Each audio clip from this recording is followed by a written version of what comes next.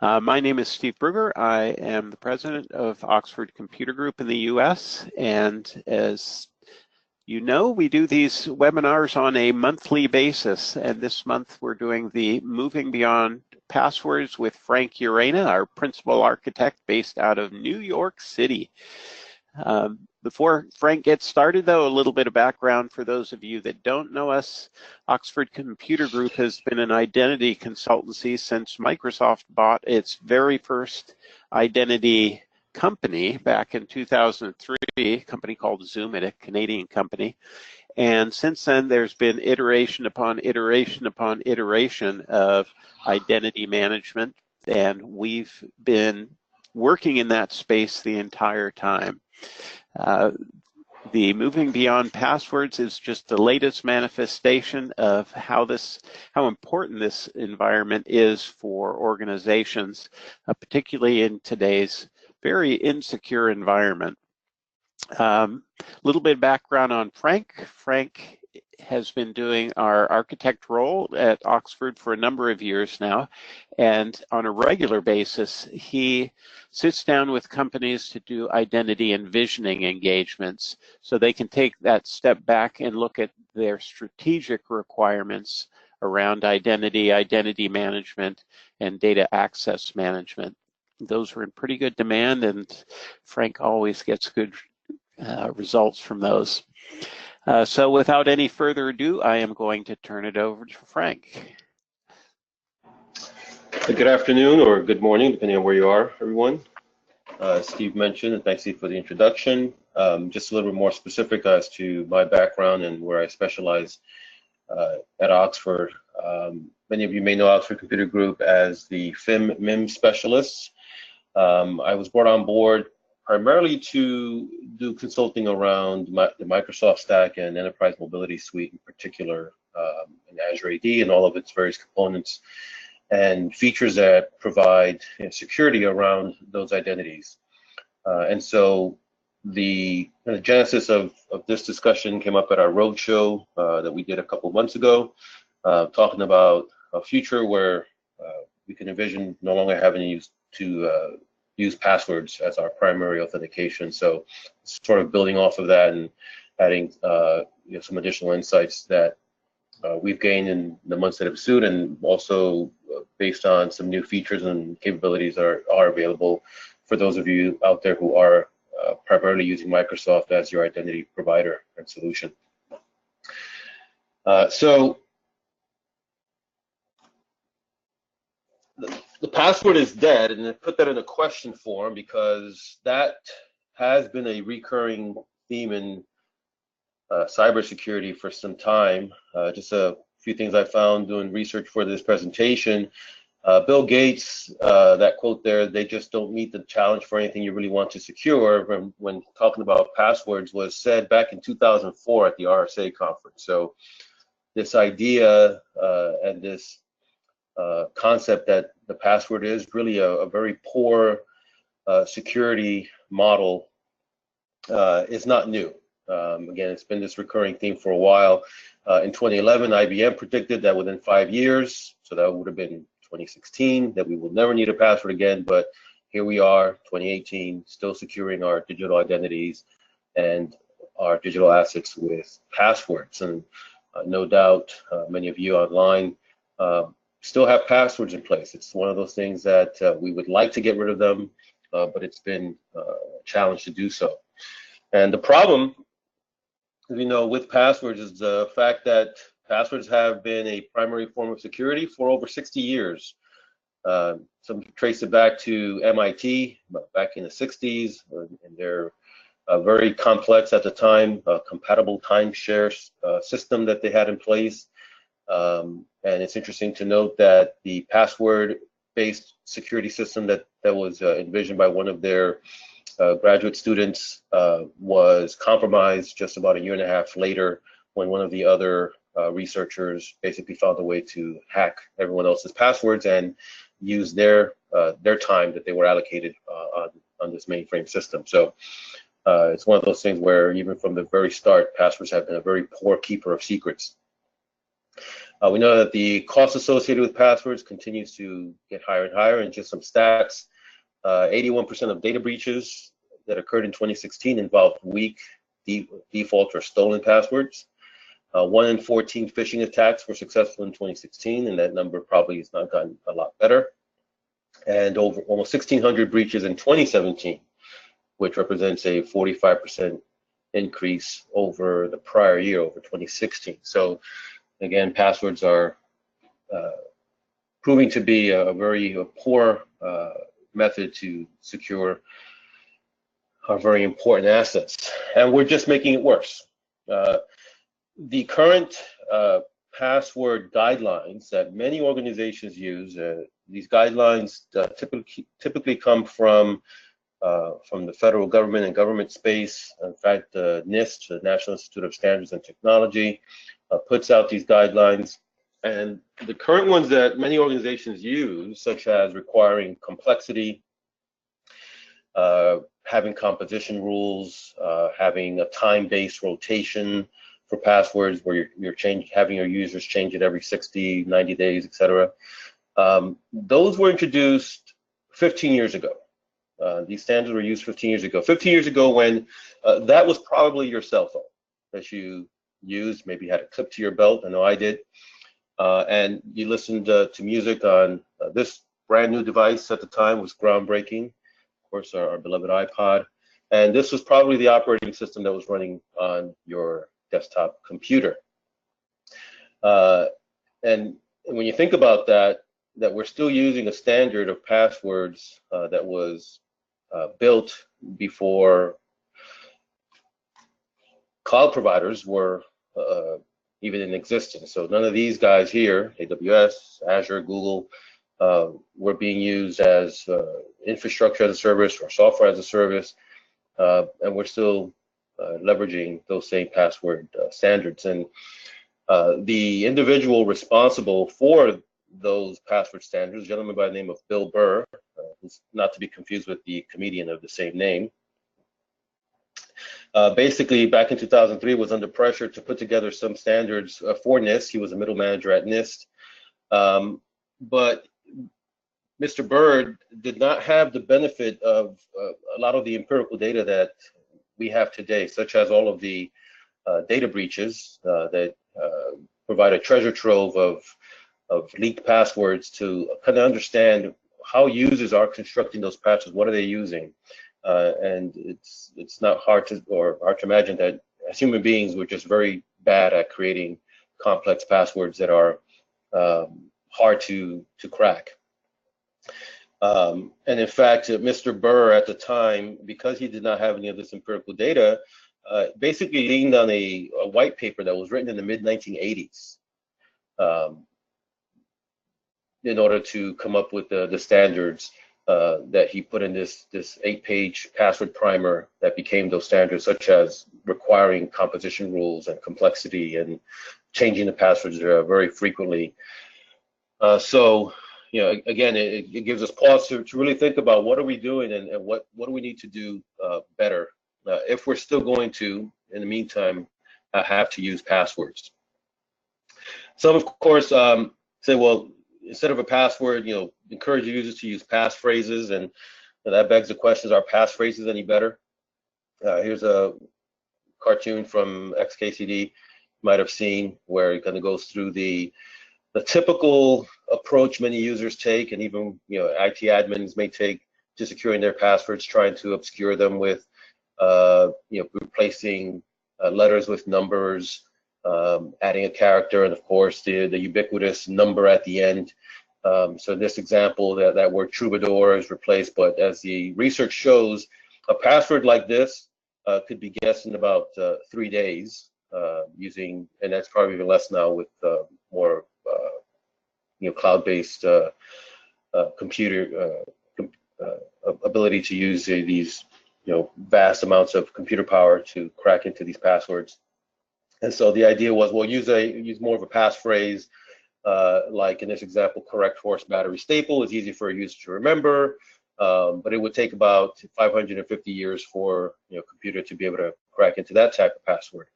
And that might have been true a few years ago, but even that, of course, has changed. And as the cartoonist here sums it up, through 20 years of effort, we've successfully trained everyone to use passwords that are hard for humans to remember, but easy for computers to guess. But again, are passphrases any better at securing our digital identities? Well, not really.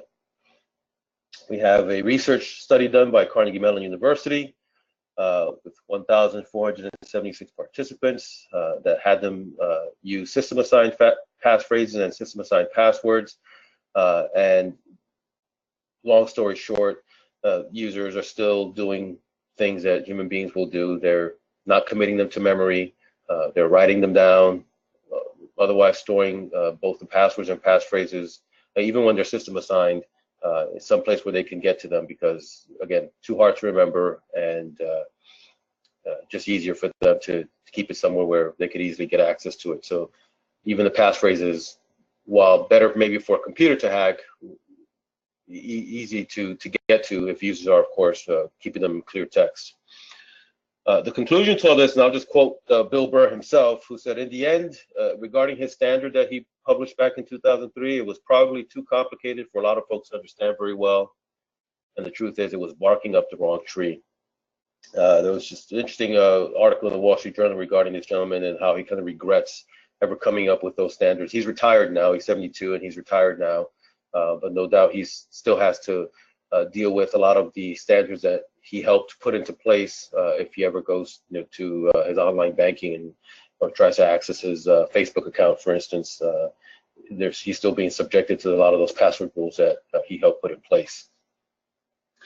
So we have to start thinking a little bit differently. There's new rules for this new landscape. Of course, we're now in an identity-driven security landscape. Identity is a new perimeter. A lot of the old rules no longer apply. So last year, NIST released new password guidance, and these guidelines were based on a lot of the information that we've been able to glean in the last 10 years or so, and looking at a lot of those leaked credentials that are found online, and that we hear about a new one constantly. These were released in June 2017. It's in the publication, NIST publication 863-3 is the publication, if you want to go out there and find it, read it yourself. But in essence, the new rules, and many were surprised by these new rules, basically favor making it more user-friendly, improving the user experience, having users choose passwords that are user-friendly, and put the burden on the verifier whenever possible. Instead of trying to put the burden on the user to choose a complex password, that burden should fall on the verifier. Also encourages the elimination of what I call security theater. And I use that term, I've heard it used when speaking about, for instance, airport security. We see TSA does a great job. They have kept a lot of people safe, but you see some of the things that might be done in airport security where they're wanding down and patting down the 85-year-old grandmother in a wheelchair just because they want to make sure that they're getting everybody. But as many have noted, many security experts have noted, that is kind of security theater. It just kind of makes us think that things are going on when in actuality it's not making anybody safer. So we should stop asking users to do things that are not actually improving security and could be making things worse. They recommend now minimum length of 8 characters and allowing all ASCII characters, not having any limits on which characters can be used in the password, even allowing emojis as an example. Eliminating those character composition requirements, again, not requiring uppercase, lowercase numbers in the password, because again, that's not helping anybody. And of course, the one that I know I would love to see go away, eliminating that mandatory periodic password reset for user accounts. And the reason for that one is users are predictable. And I really should say human beings are predictable, because I do it too. Yeah, even as somebody involved in IT security, you change your password. What do most users do if they're using password 1, even with the @ sign, replacing the A, for instance, and it's time to change their password? It's going to become password 2 and 3 and 4 and so on. or they'll use a password for the spring, so spring 2018, and then they'll just go and use fall 2018. And the problem with that, of course, is all of the threat actors, if they know what your password composition requirements are and what your rules are, they're just going to build lists that specifically attack those rules. So the consensus is now to eliminate those mandatory password resets. Also, you want to start using a password dictionary to be able to ban common bad passwords. There's multiple ways of doing this. We'll talk a little bit about how Microsoft is accomplishing this, but you essentially want to keep any of these vulnerable passwords out of your system. A few more, of course, making sure educating the user environment, the user community, on not reusing their passwords for non-related work purposes. This was kind of borne out a few years ago with a major hack of that Ashley Madison site, for instance, where they found 15,000 government email addresses on that site, and a lot of those passwords were being reused. So, of course, encourage users not to use their corporate password if they have one on their personal sites. And again, with the combination of using a banned password dictionary list, that can help in that regard. And because we are using passwords, we want to make sure that we're enforcing multi-factor authentication wherever possible, and doing that, if you can, with a risk-based multi-factor authentication challenges. It can also be, conditional access based, but if your system can detect whether or not someone is logging in from an unknown location or from a location known for a high level of compromise, a risk-based policy can ensure that users have to provide MFA when required, as opposed to having to do it every single time, which could hamper productivity and just provide for a bad user experience. And then, of course, encouraging the use of PIN and biometrics for authentication. A lot of our hardware devices today, from our iPhones with Touch ID, Samsung phones as well, Android have fingerprint readers, our laptops, encourage the use of biometrics or PINs. This more applies to like Windows 10, Hello for Business, where you can do that. But that provides that extra level. It's no longer what you know and what you have, but also who you are as part of the biometrics that can provide for increased security onto systems. The attack methods continue to evolve every day, but there are, of course, the main known ones. Password spray is been around for a while. It's basically brute force attack. So threat actor will just take a dictionary list of known passwords and just try all the combinations against an environment, against a directory. Data that Microsoft has put together shows that this works, sadly, still continues to work even on enterprise accounts.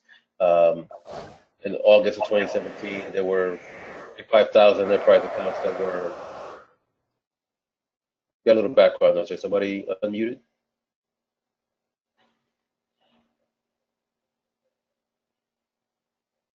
Okay. Yeah, so there were 45,000 enterprise accounts that were breached back in August 2017. Breach replay is attempts using stolen passwords from other sites. And again, there's 12 million accounts per day that are being attacked in this way. Of those 12 million, 284,000 are matches. So again, that goes back to users reusing passwords across multiple sites. And then, of course, there's the phishing attacks where users are just tricked into giving up their password. So there are ways currently to mitigate against those risks. But I'm going to just put up a poll question right now, and just want to get a feel for what your current cloud provider, identity provider is today. So I'm going to launch this poll. If you could just take a second to let us know what you're using as your identity provider.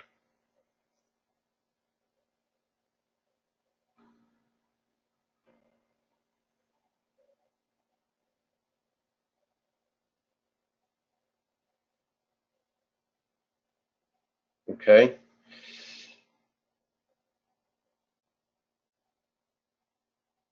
All right, thank you. So you see, majority out there are using Microsoft Azure. So that's good, because my next slide talks about Microsoft's tools for better password management. So we'll talk a little bit about what you can start doing today, depending on how you're leveraging Azure AD as your identity provider. Of course, there are a number of methods Microsoft has in place. And the first I'll talk about is that your hybrid authentication method. Many may be using in federation with ADFS, but one thing you may want to consider, if possible, and this will require some discussion and looking at what you're doing, but consider changing your hybrid authentication method to a cloud authentication method, using either password hash synchronization or pass-through authentication. And the reason for that is you get instant benefits from doing that. Of course, Microsoft has put in place and has spent considerable sum in securing their environment. They receive billions of signals every single day that they analyze and are able to use in order to strengthen their posture. And they basically have put together detection algorithms that allow them to detect and block attacks as they're happening. And you can only do that, of course, if your passwords are being mastered in the cloud. So password hash synchronization, which is the simplest of the hybrid identity models, allows you to do that. And pass-through authentication, again, can do that, giving you the benefits of authentication on your on-prem, but still being Microsoft having those password hashes where they can do analysis of them and find out if they're ending up on these leaked credential sites, as an example.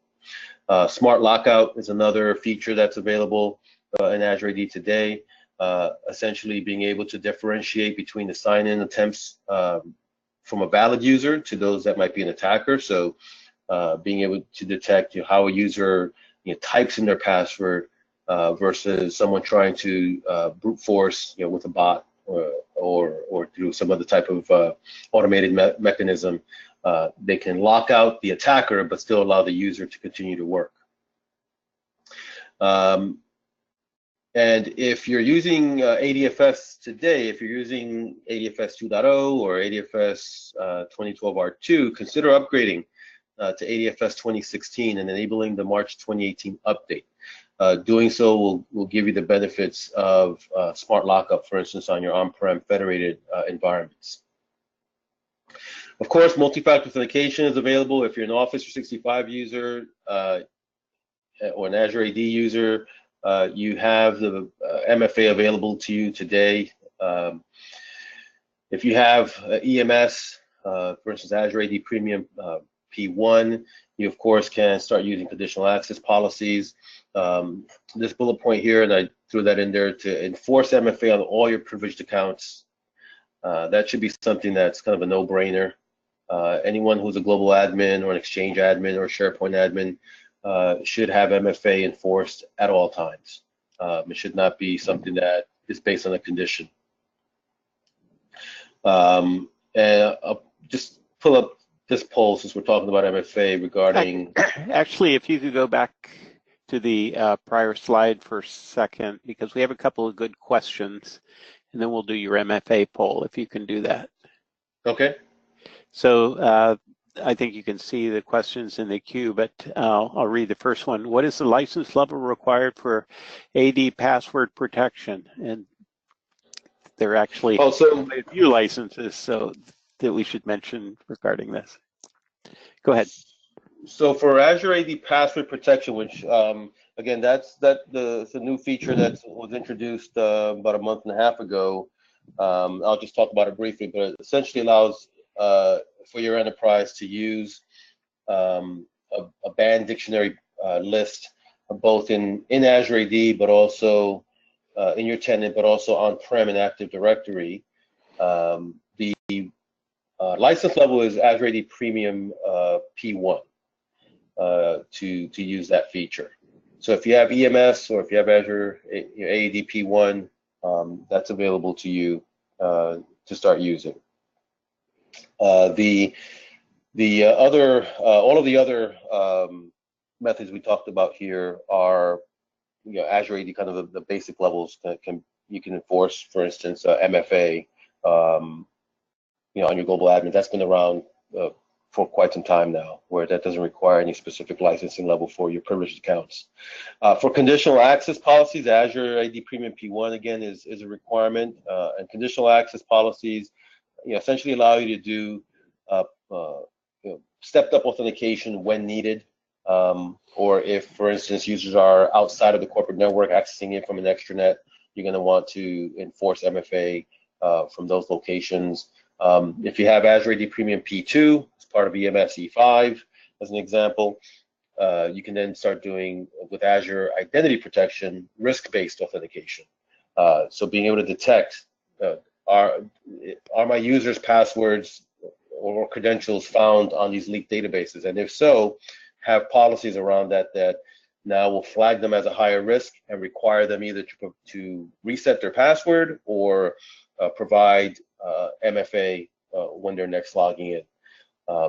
Doing this again improves your security posture, but keeps the user experience at a level where you're not making the user have to MFA every single time they want to log in. Were there other questions, Steve? Yes, there is. This is from Darren. What if the hacker is internal and risk-based policy set up bypasses MFA for internal users? What is the recommended approach in this scenario? So, good question. I mean, as we know, a threat actor can be in your environment. I think the research is now 140 days, so it's gone down from the 200 plus days. 140 days, still about 4 months in your system. And I mean, there are other, of course, Microsoft has other detection methods that you can employ to look at that kind of behavior. For instance, advanced threat analytics, or now with the cloud equivalent, or the cloud version of that, Azure ATP, which can do detection of lateral movement on your network, someone trying to elevate their privileges. But in terms of the password policies, and these policies that we talked about, cut across. But if you have MFA enabled on your users, then anyone trying to access those accounts with just a password is still going to get challenged for MFA, and without the other part of that authentication flow, the hardware device, or even the SMS text password, they're not going to be able to access any systems.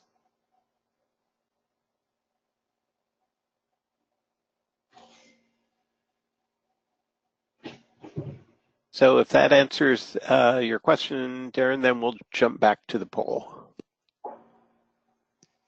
Okay.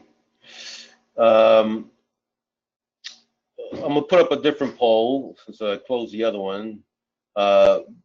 This one is just asking about, where are your identities? Are they in the cloud? Are they on premise? Or do you have a hybrid solution in place?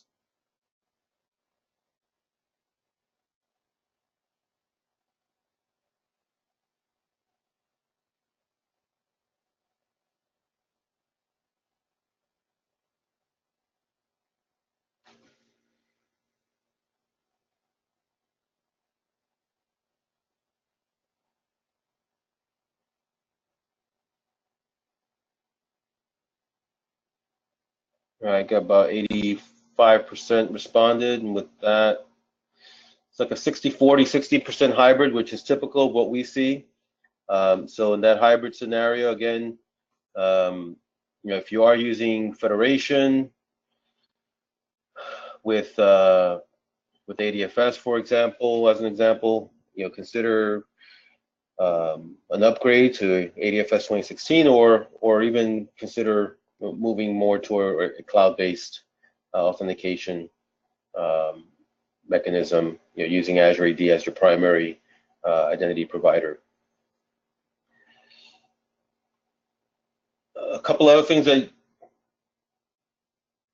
or strategies that can be employed is looking for non-password-based authentication methods altogether today.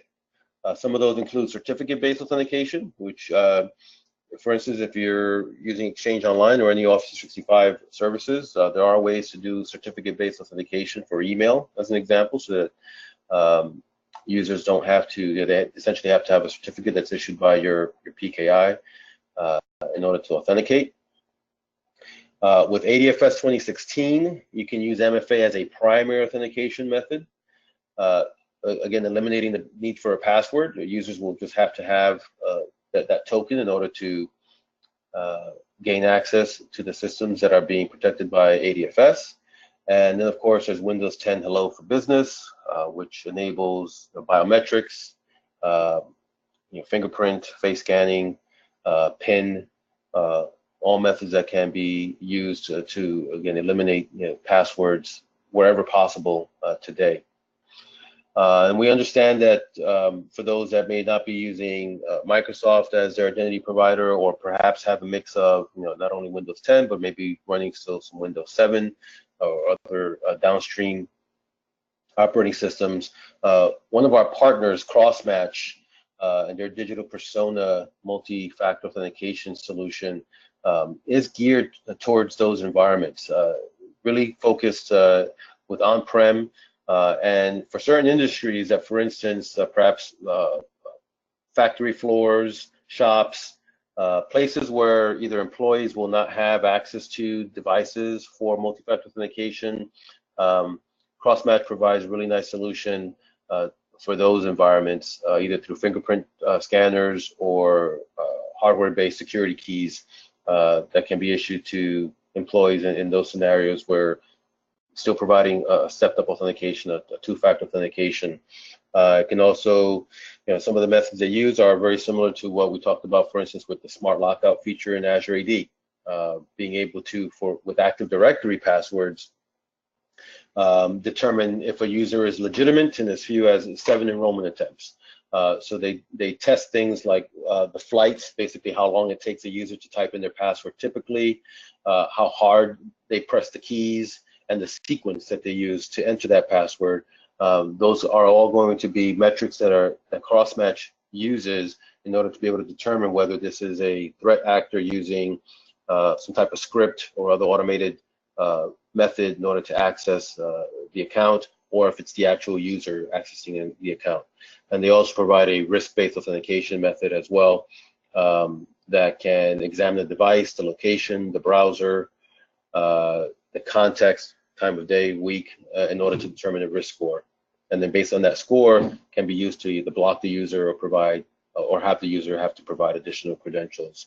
And their more recent version has some additional capabilities, being able to use things like the UBCO universal two-factor authentication keys as an example. In some of the things that you can do today, again, for those of you who are leveraging Microsoft as your IDaaS today, begin registering your users for MFA, and that's something that, of course, we can help with. I'm currently involved in 2 large-scale deployments of Azure MFA for 2 of our clients. And one thing that I've learned and that I hear often when starting an MFA project is IT gets very concerned of whether or not this is going to be easy for their users, and they're concerned that the registration process is going to be hard for them, it's going to take a long time, or they're not going to get it. The truth is, from what I've seen, most people get this. They understand two-factor authentication. If they have an online banking account, they've been using two-factor authentication, so it's not a foreign concept to them. So if that's been a concern, I would say trust your users to understand that they understand why this is required and what it does. And of course, there's still some pushback. Some users don't want to have to download another authenticator on their device, especially if it's a personal device. They don't want to have to install software. Well, you can still employ other methods like SMS, like a phone call, or move to a hardware-based security key as well to do that. I would say as soon as we end the webinar here, if you haven't done so already, go to your privileged accounts and enable MFA on those privileged accounts. Microsoft has made it easier in the past 2 weeks or so by including a new conditional access policy that is designed to automatically enforce MFA on all your privileged accounts. You might have seen it in your tenant. Recommend going ahead and turning that on, making that available for anybody with a global admin account. As I always say, people with elevated privileges, you should make it very hard for them to have to use those elevated privileges. So should be no excuses there. And then also consider privileged identity management in that regard. Privileged identity management is an Azure AD Premium P2 feature, but essentially allows you to not have any permanent elevated roles, and you use elevated roles. These roles become eligible to those that qualify, and they have to go through an elevation process, and in some cases, if desired, a workflow and approval process in order to get those privileges, and they're timed. They're timed for 2 hours, 3 hours, and then they go back down to being a non-privileged user. So certainly something to consider for your environments. And to mitigate against password spray, these brute force attacks, of course, utilize password write-back, meaning have your passwords not only synced to the cloud, but also keep them secure by having them write back to your on-premise environment so that you can take advantage of the banned password list, for instance, not only in the cloud, but also on your on-premise Active Directory. Leverage self-service password reset, that's the SSPR there, to allow users to change their password when needed. And then think of using the sign-in risks policies as well that are part of Azure Identity Protection, which will require users only to change their password if there was a security risk associated with it. Just looking down the road, a couple more slides here, but a future beyond passwords. It is possible. The Fido Alliance, Fido is a consortium organization, and Fido stands for Fast Identity Online. They've been working for a number of years now, looking at this future landscape of when passwords are really a thing of the past. So the Fido Alliance, the standards essentially are reducing the reliance on complex passwords. Sign-in can be reduced down to a single gesture with, for instance, some of these universal two-factor security keys like those made by Yubico. They're USB keys you put into a device, and some of them even use near-field technology for like mobile, and just the user puts them in, presses the button, and they're signed in. They work with devices that we have today, so it doesn't require hardware refresh across the enterprise in order to leverage these technologies, and you can use them across various different services. There's wide support. This is from the Phyto Alliance website, but some of just the big players who are participating in this alliance and working towards using the web authentication APIs in their services, again, to make passwords a thing of the past. And the Fido 2 project is a more recent effort by the Phyto Alliance, and a couple of large players, Google and Microsoft are two of them, but basically using Fido 2's authentication protocols and also the web authentication specification, or WebAuth with the Fido client authenticator protocol. And Microsoft did announce support for Fido authentication in Windows 10 back in April 2018. It's not. It's still in the preview mode, but be on the lookout for that going into GA pretty soon. And I just thought it interesting. This just came across my inbox just the other day, but from a real-world scenario, Google, the company, said that ever since they've adopted these physical security keys for their own authentication, they have not had any of their 85,000 user accounts phished since doing that. This was back in early 2017. And now security keys form the basis for all account access at Google. So, very large organizations are adopting this, are doing it. So it's certainly something that all of us can look forward to being able to adopt across our organizations and improving our security posture and finally doing away with the bane of our existence, which has been passwords. And that's it for me. We have a few minutes left. Yeah, Frankie, you have a good question in the question window about using MFA with service accounts and also with PowerShell scripts. I can read it off to you. How do you apply MFA to a service account that runs script calls to Office 365 automatically? There is no way to do that. If you have a service account that and you're applying MFA, that is going to be a problem. MFA requires essentially an interruption in the authentication flow in order to be able to respond to that MFA. So generally, what we recommend is, number one, your service account should have the least privileges that it requires in order to do its job. I've seen some cases where people are running, for instance, like their DirSync service accounts with global admin rights. It's not required. Don't need to do that. That's an account that should be excluded from MFA. For instance, if you're using Azure AD Connect to synchronize into your environment, those should be excluded from MFA. In other cases, there are other tools. We partner with Bomgar as an example that has a suite of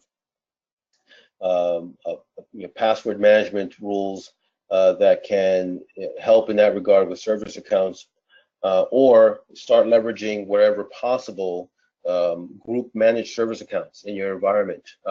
Those are accounts that Active Directory will manage and will automatically rotate the passwords, and these passwords are unknown to you. They're system generated, and they're 64 characters long, and they're again passwords that no one will know, and those services can just continually rotate those passwords. But from an MFA standpoint, unfortunately, because of the way MFA works, it can't be used with a service account.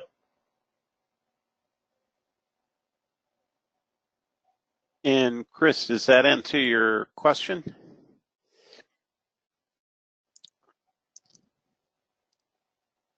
Great.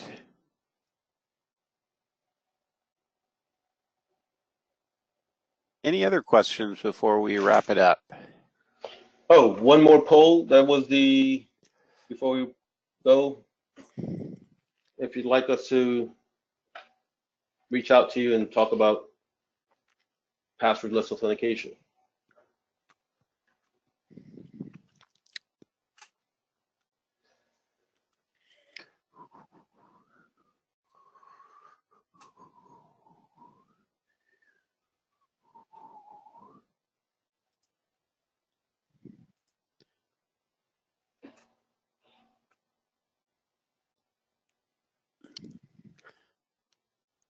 Yeah, I want to talk to you, Frank.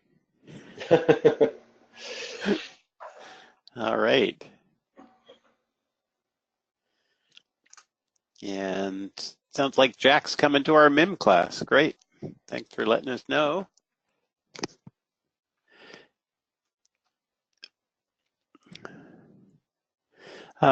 There is another question that popped up. And in fact, you might want to just read through these, Frank. Chris jumped in and said that MIM now supports GMSAs with the latest update. And since when is the global admin role not required for AAD Connect? I have the opposite info that it is required.